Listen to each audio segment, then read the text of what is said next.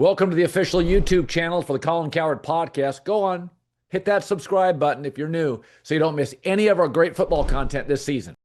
So I thought I thought one of the real interesting things, and this has been pretty well chronicled, that the best players in the NBA are now international. And international players, though gracious and gifted, more skilled than any we've ever had, often don't move the needle. That a Jokic or a Wemby or an SGA, maybe remarkable players, but I don't know. We like our domestic guys. We like our MJs and our Kobes and our LeBrons. We like personalities. Magic always smiled. Kareem didn't. Kareem was stoic. People didn't really like him. Magic was all smiles. People loved him. Bird was feisty and blue collar. Resonated. Dr. J was cool. Resonated. International guys don't.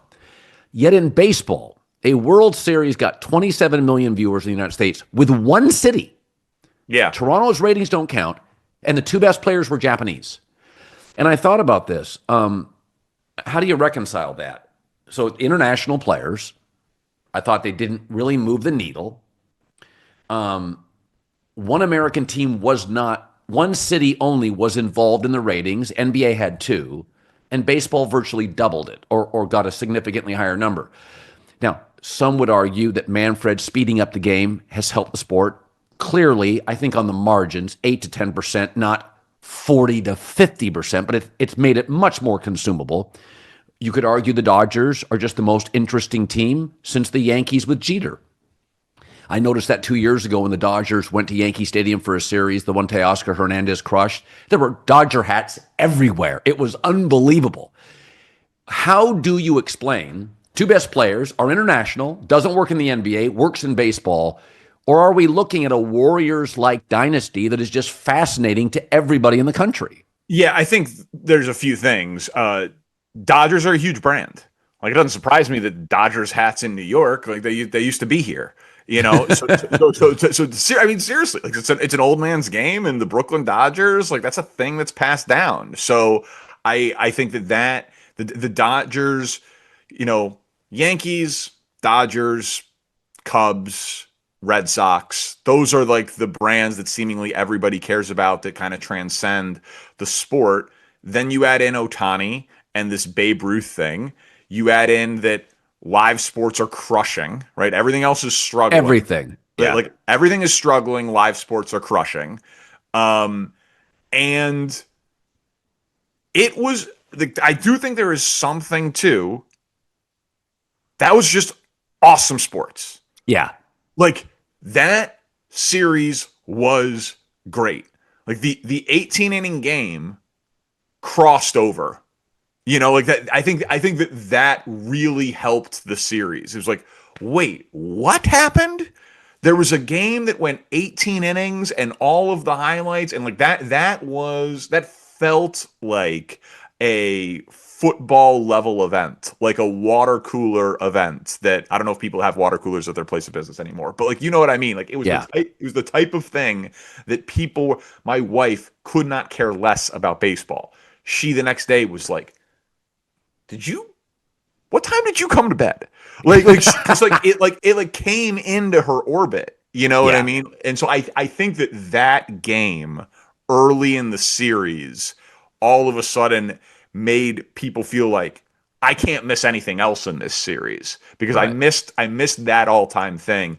And then game 6 was awesome. And so it set up for game 7 to be this like much must-watch thing. So I think it was a perfect storm of events. And I mean, listen, last year was Yankees Dodgers, and this one beat it. Yes. That's a great story for baseball to be able to. No New York market, no other domestic market. I also think game 6 and 7 were late inning fantastic. Correct. They were just, I mean, I love the fact that Dave Roberts pulled every weird lever and they all worked. Yeah. All of them. It was,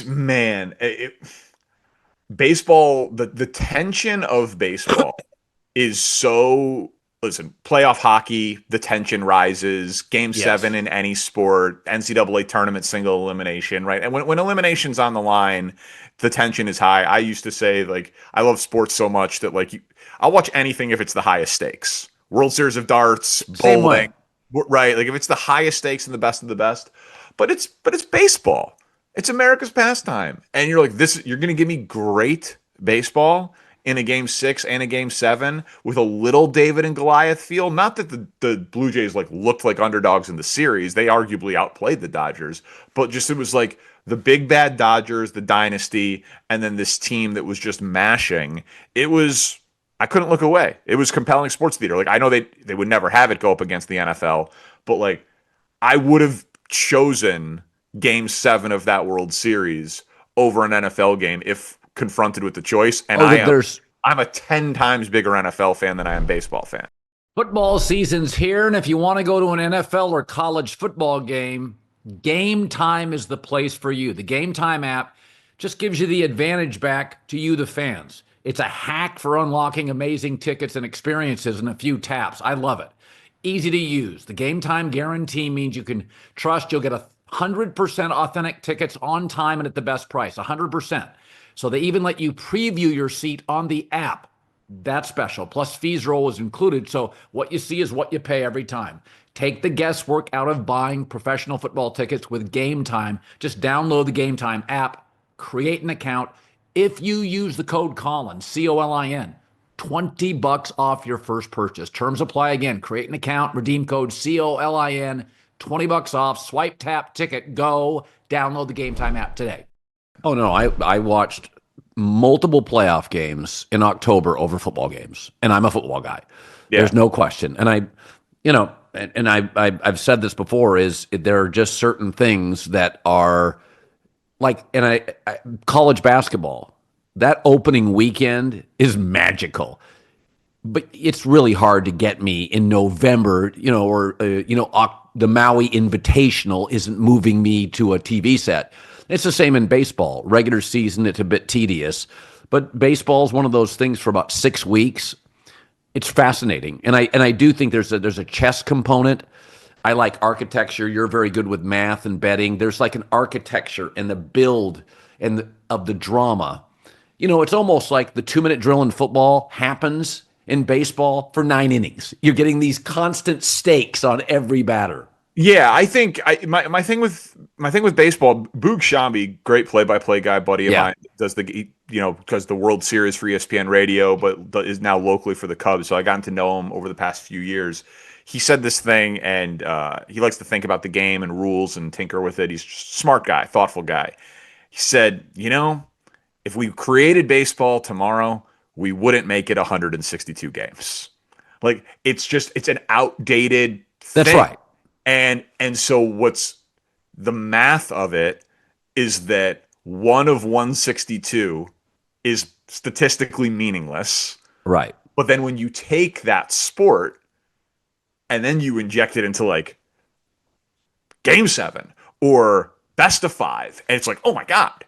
Now it's fascinating. Now a baseball game feels like the NFC, like a divisional round game feels like the NFC Championship game, And so I think that juxtaposition of it goes from like meaningless to the most meaningful is why it's great. I want to ask you though about what you said about the international guys in the NBA. What do you think will happen?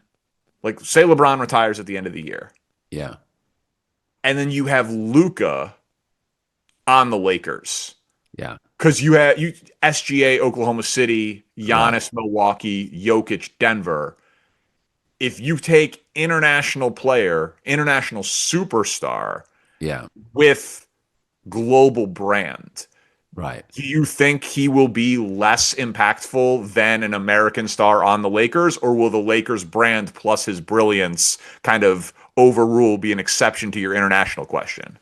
It's a good question. I think the Lakers brand with Luka will be fascinating. I think NBA may become a little bit more regional and local, and that was baseball's problem until the Yankees and the Dodgers and the Cubs. The Cubs, a national team, kind of brought everybody back into the tent, and then Rob Manfred making rule changes to speed the game up, more base runners, defensive shift out. That brought more people back into the game. It's gone in stages, right? This dynasty just started 2 years ago. The rule changes, a lot of them started 3 and 4 years ago. So everything was percolating.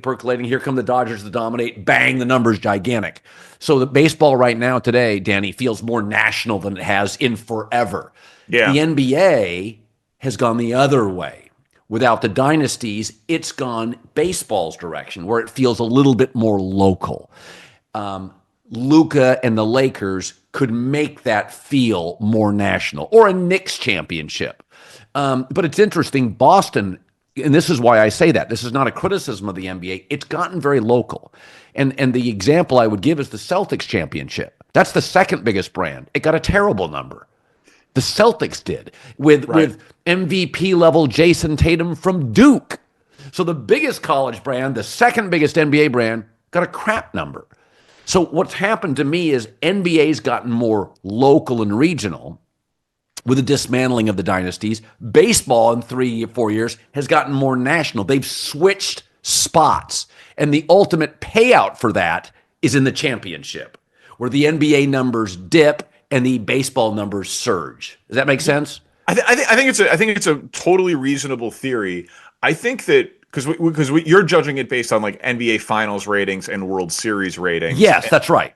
Yeah, and listen, that the math right now on that is undeniable. I also think that like any sport that plays that many games, it's in the build up to it is going to be more local and regional because, again, I'll just use like my team as the example. Like if I'm a diehard Cubs fan and the game now is, 2 hours and 40 minutes, it used to be 3 hours and 15 minutes, whatever. It's a large chunk of time. When I'm done watching the Cubs game, I'm not going to turn on Diamondbacks Mariners. Right. It's because one of 162 of that, I can't. Whereas football, because every game means so much, and gambling and fantasy, and it's like one day a week and all that. Like I can feel like I watch the whole league. You can't do that in basketball. The games are all on, but it's impossible. Like if I want to be a Bulls fan and be a diehard NBA fan, you don't have enough hours in the day to consume all of it unless you're like a single guy and you're 25 years old and you don't, you know what I mean? Like it's just there's too much inventory to be a fan of everything all of the time. And so I feel like a lot of us like play catch up when the playoffs come around because the games are bigger, they matter more, and that's when it is. Like, Wemby Luka last night I paid attention to. Obviously, we talk about it on the show today. But a random regular NBA game in football season, like I'll talk to you in February.